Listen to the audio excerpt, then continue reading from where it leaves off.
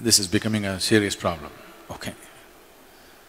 You try to do anything in this country, they want to stop it. You want to build a dam, there's a protest. You want a nuclear project, there's a protest. Thermal project, protest. Windmill, protest. But everybody wants everything. In their homes, they want all the gadgets, they want 24 hours power, they want everything going. This is because we are only looking at the problems and we have not taken up the challenge of creating solutions in our minds. I think this is a kind of a pre-independence hangover.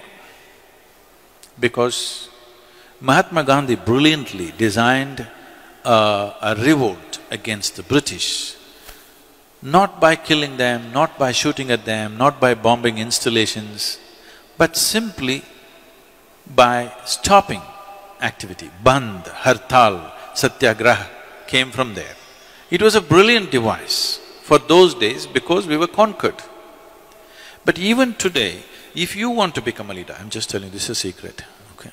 Suppose you want to become a political leader, don't try to build a road, build a dam, do this, do that. No. Gather 100 of your fans and block a highway. Make our lives miserable. You will become a leader.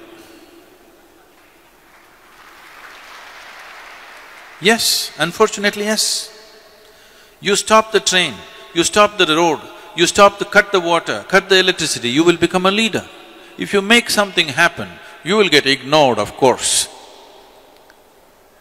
Making the nation go and making the nation stop are two different kinds of technologies.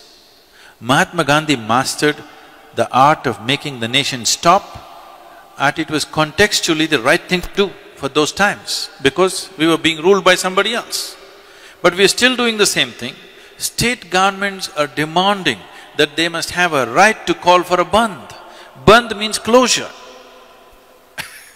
I cannot understand how an administration can call for a bandh but they're actually saying it's their right to call for a bandh. Close down something and you'll rise in your prominence. This must change. We should never identify people who stop something in this country as leaders. This must be done by all the citizens. Whoever stops something in this nation should never ever be our leader. Whoever makes things happen in this country, he must be the leader, isn't it?